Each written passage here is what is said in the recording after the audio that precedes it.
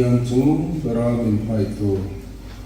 thara thiang lim kai hnuaiah in kalpa ko ho ipian sang kun te kan lo pang le theya kalpa voinia hian ko han member helai mun thing so ve lo te har sakna wang leha helai mun thing so ve lo te kan ranga kalpa I tha thiang lim nangin nan pula kai hoi la pui la tubin zingah hian helai hmuna nangma faka hmang choya local khom song te hian thlara thiang lim kan chan theina turin kan zawai he hian nangin na lo thok la ning tubin zingah hian helai kan local khomin sumle pai te iram ro bo na kana kalak khom te lo I he kan lo tlan le pa tam so ka ko tlan le thina turin an za vai thin nuwa na min tho thar sak le la hnuaiah na se zo ka iram ro bo na kan tho that thina turin kan thin nu le sak lai thara thiam hin Inkhawm inkhawmna che voini le nin kan hun le tu zo ko nangin min Hunpui la idu so ti a un kan han thina turin nangin min Hunpui tla kan che chon lo zo chu la di so Krista hi so ti le Oh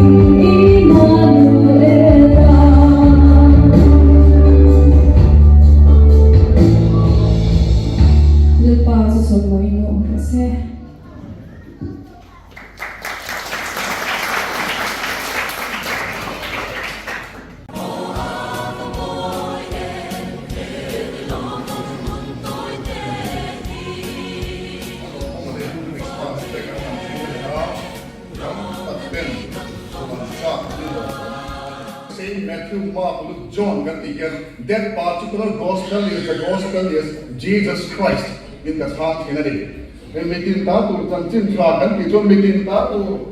Isu Krista ti nani chanchin thla kan ti he Jesus Christ Isu Krista hi ani ti he boina hian thar le taila chanchin thla zo hana zia Isu Krista chanchin zo hana zia ti na ani chu ti chuanin mitin ta tu chanchin thla lo em karon khen chu ni voina hian tan Davida ko chandam tu piang ta lal Krista chu ti ani a chandam tu apiang ta lal Krista chu voina kari ro lo lang ve ta ka chu he chandam tu chandam nei voina ke ni ko ka mu te ta ani ya kan chan nga ya chan ko rin Pathian te la kan chong trai ro do na ni chu he chandam tu na tho hi mi ta tu hi ka ni lo wa mi tam tak kan mal so na lo ni ko ke ni ko khan tam ko hian tu kina hianin mal som na niturin kan chong trai nga Pathian te na e kan dil don ani ko mitin ta tu chanchin thla lo em karon khen chu ni voina hianin tan Davida ko chandam tu piang ta lal Krista chu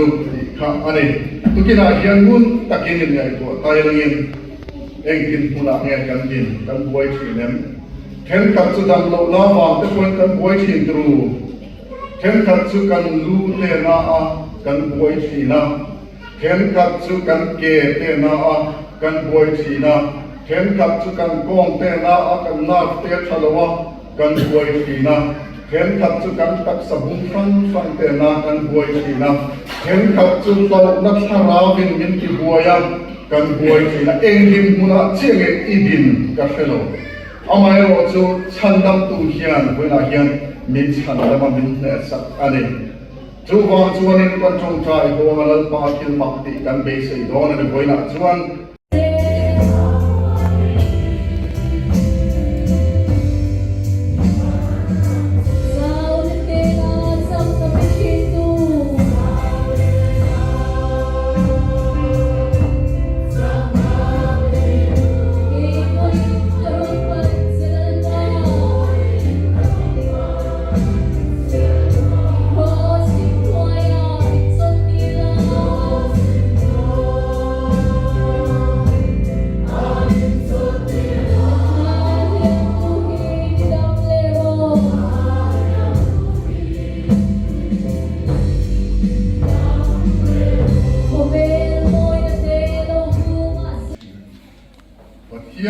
Pathian ni di kan pom thei na chan chu mi hring thil ti thei na ai ro pui hila ti thin wangin Pathian chu Pathian ani na aron na thina ni voina hian ni chunga le ka chunga hian ni chu Pathian thil ti thei na chu ro pui takin kan be sei pha ai ro pui a kheng ke ni hi kan bil ro selangin a ka me ni tong ka ya ko lalpa min pangai tu Krismas Hunpui tak mai min fuai thika lalpa kolong tak em Krismas ni chu mitin ta tur chanchin tha lo em lo thun na ni a hovela chandam tu na ni su Krista lo pian na ni tukina hian olalpa ke ni ko than bo hian chu chandam na ilo kala rongi bol thana dam lo tam tak te ti dama ti sale rilru le tak sale tharau dam ma iron khenani ti vai la chia takin min thlan ina hian na li chu dam na chu he Krismas ni ilo pian na ni a hian ko fan ho te chu a hian ron khen ti ro ve tu rin kan nge na che iti pei kan thla anei tuini dam tuini Tukinai kan kon chong trai ro do imma kan harsa atilal pa kan kon thedon Yesu kan de la na kan lam lo iro pui sia te ilal sia te elti ke sia te sing te ngai to da pia le kan ngai to pha pe la ma ken ro pui sia te bona kon wong so kan che edin kan ti thek tok chu nak tu ka ruai che kan ti thek tok chu ni la wala kan inkhawmna kan zaikhawmna nak tu ka ran te talin len takin hun te kan ha chu mi string at changa kan ti thek tok nima sila kan ti bak ti thei tu Pathian kan nei chi kan lo voi la ini til ti thei na rom dan ti tu rin ikhawmna kan nun be se ye mi chandam tu la le so be kan bi se amen ya ma tho chu lo lam chen kan ti chuanin amma sabbera chun te ken no wai tha o Abraham ale sari te khan fan le ki reng lo ni tum khat chu e Pathian er ko so lai kana pa ma kum som sari le panga mi harana train ko suaka ti chuanin kum som ko le pakwa chove a han mi lai khalin van ken ko ten lo kala Abraham ne la chuan na kum tu nam nu pe la hianin nu pui sari chuan fan kin sakam che ti a chu kon ke la tang ka sari kana lo ngai tha an ni a za alo ni ni so ta chuan van ken te chuan kan ti ge ya nu to ku sin mole Genesis book so Korea chance of Korea chuan lalpa ta thil re re a har sal tu gem ni hun ruwa ta kun lo khem ti ka chuan in le na ka lo kal le nga tin sari chuan papa ane yang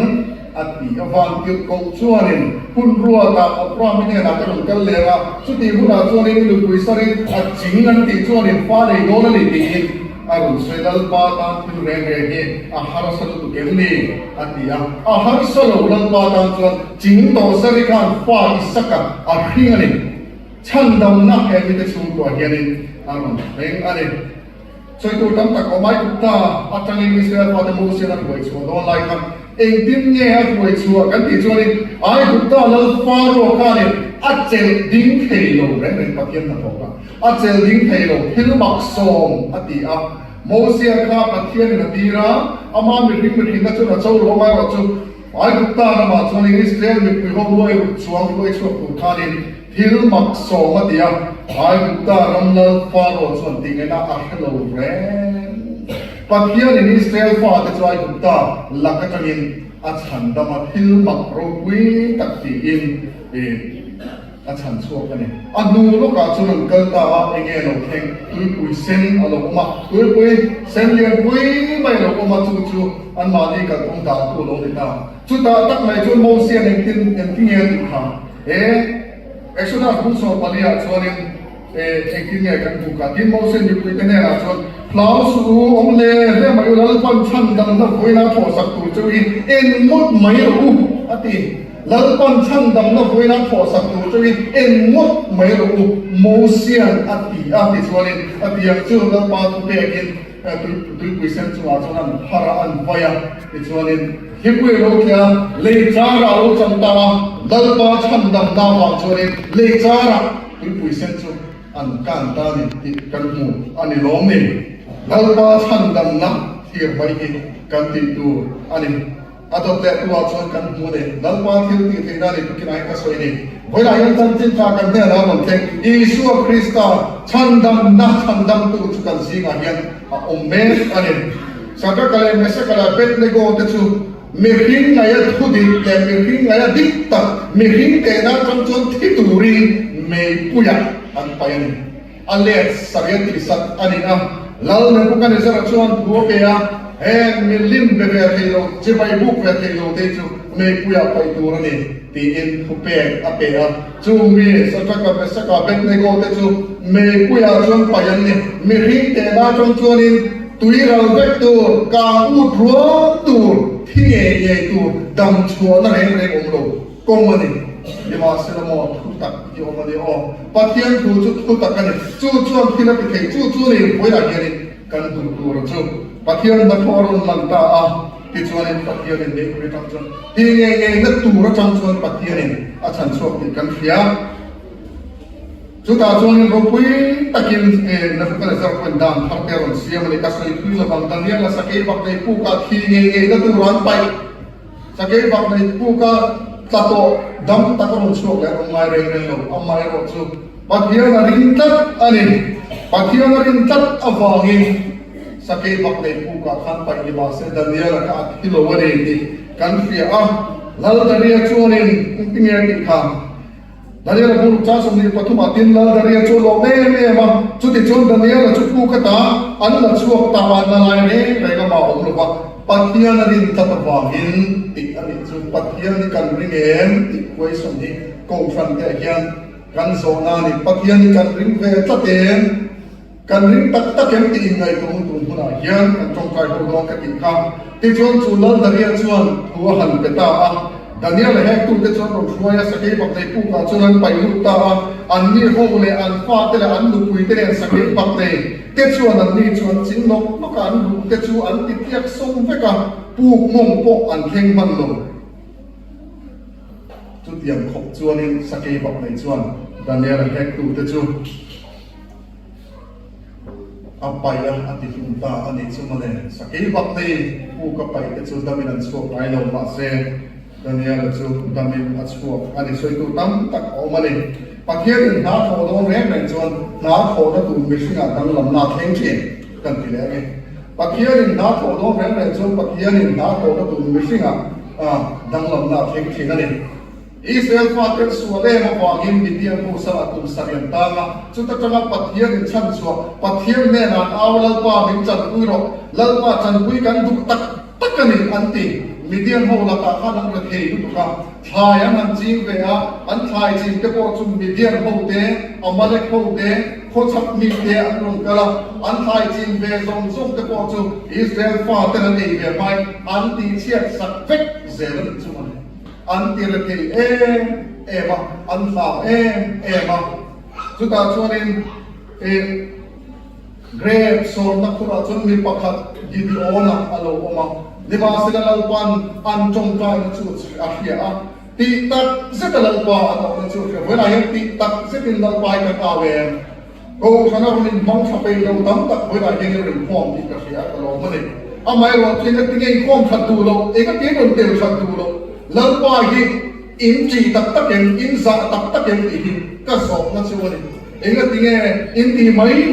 he ina gen Pathian oma he ina gen damna oma he ina gen lalpa chu athara na rum che ni ti kan ngai to phalu gan ni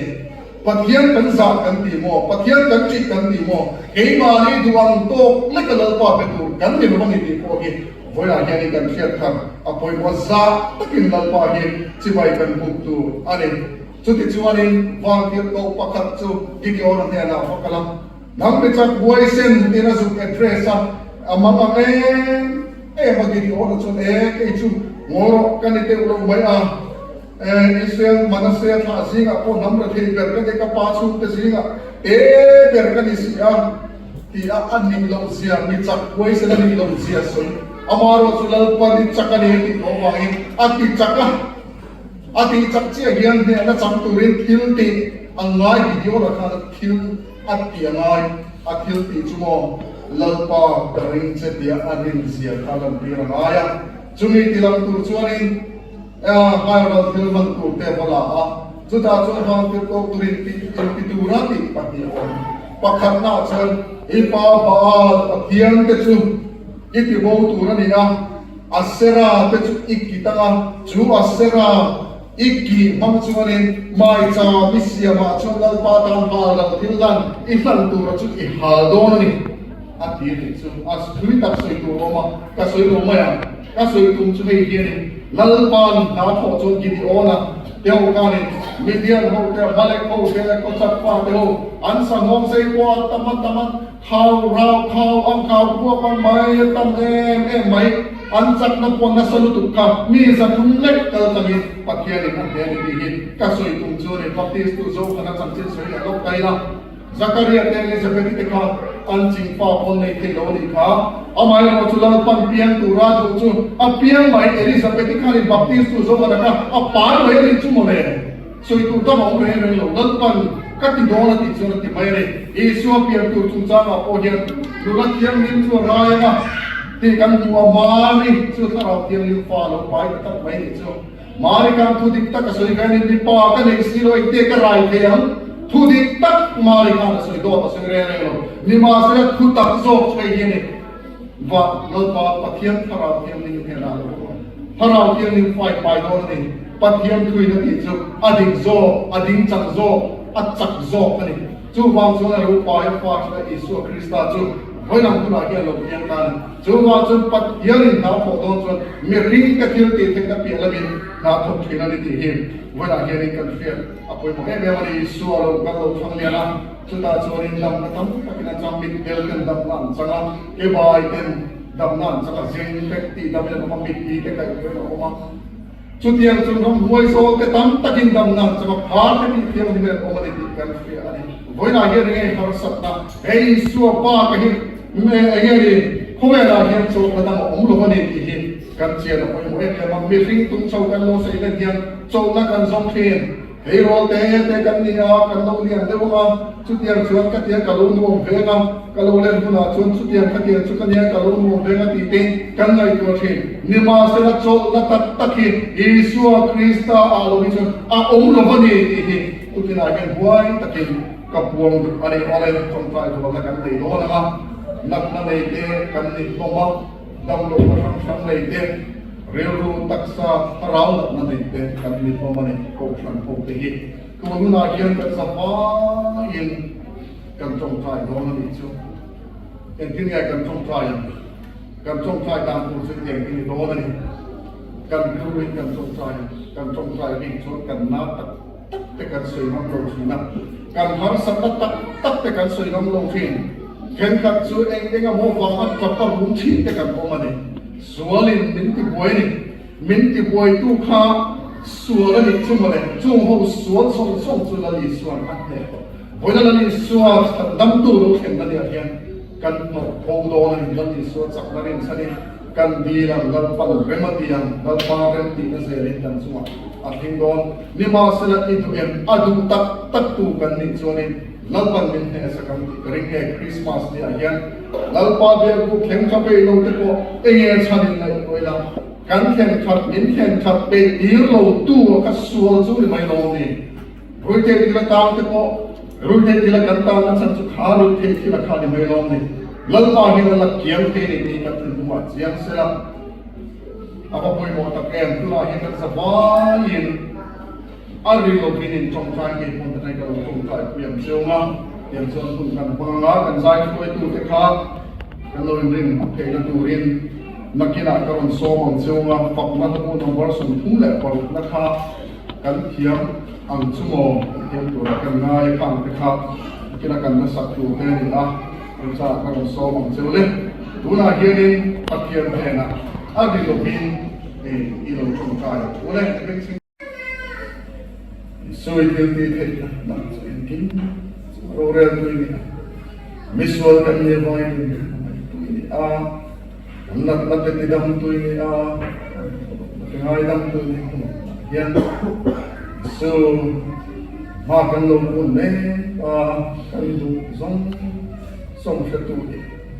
kan mang na fetu ni har sak na kan ne song fetu ni una hian nei zong te la kem thei tu sunang mai ni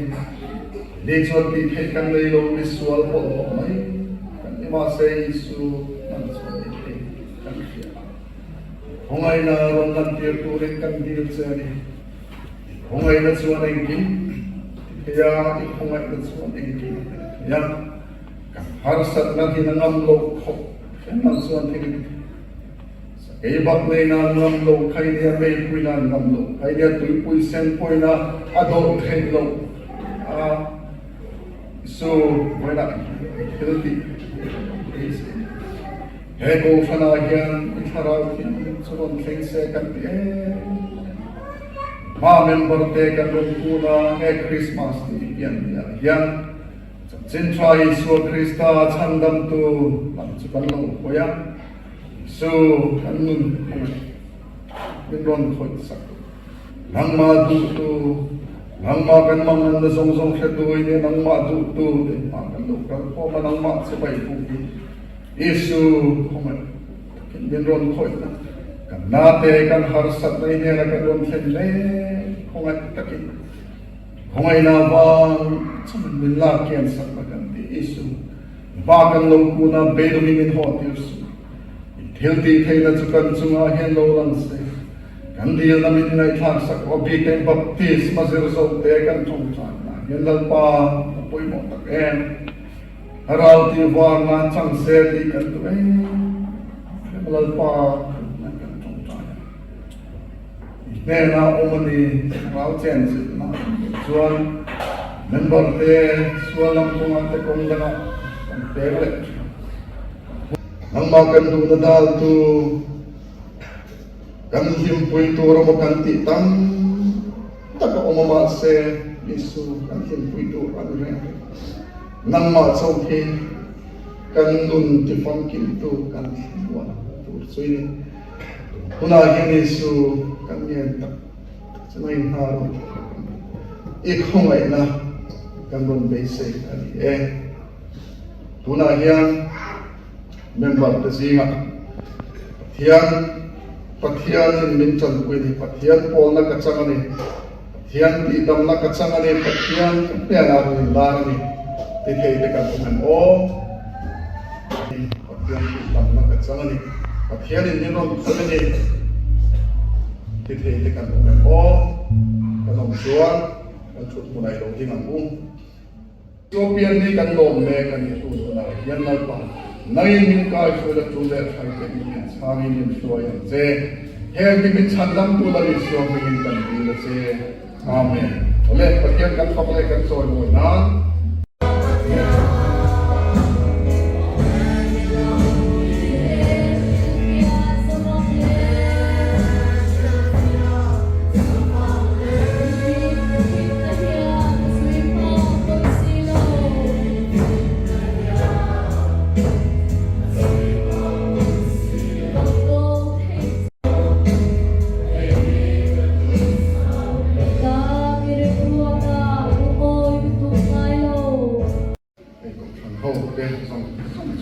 kanin long hu ka soi ani kira kan to Pathian sa le sa le som kum ani a la pakhat kan sa le konga ti chuanin ti chu kan sa kan sak so hian ela li suan ni chu ki rai kan trong sai to na ki chuanin kan kun kan to nia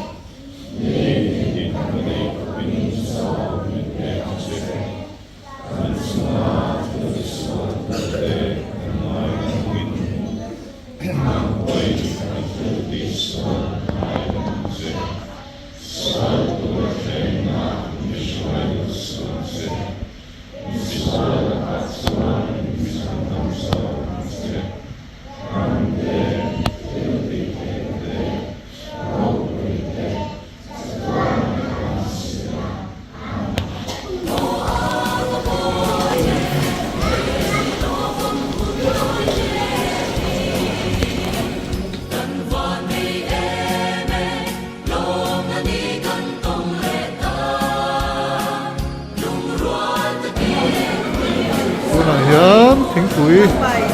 kunin lai à sleeper zong nè có được cái loại nó mà thingpui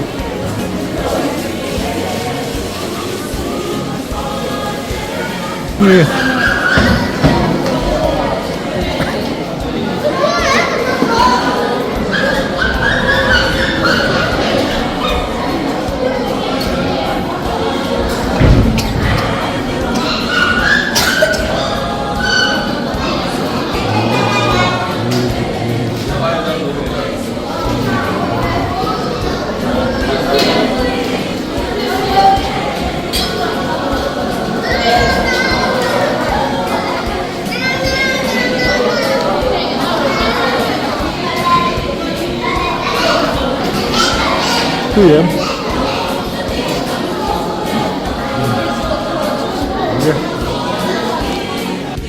nang ni group ini tu em sao lama kan tlang te kha itu em wow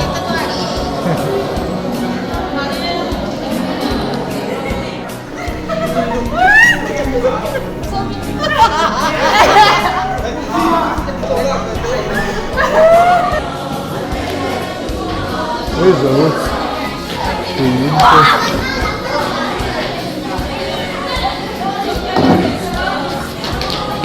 pencil ba ni đâu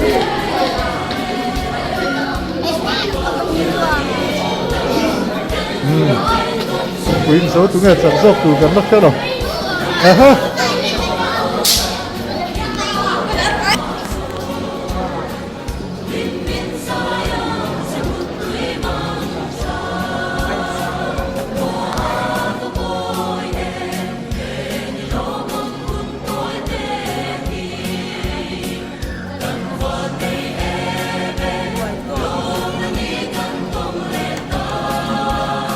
dấu về rồi tùy mò Krismas ba đây Pathian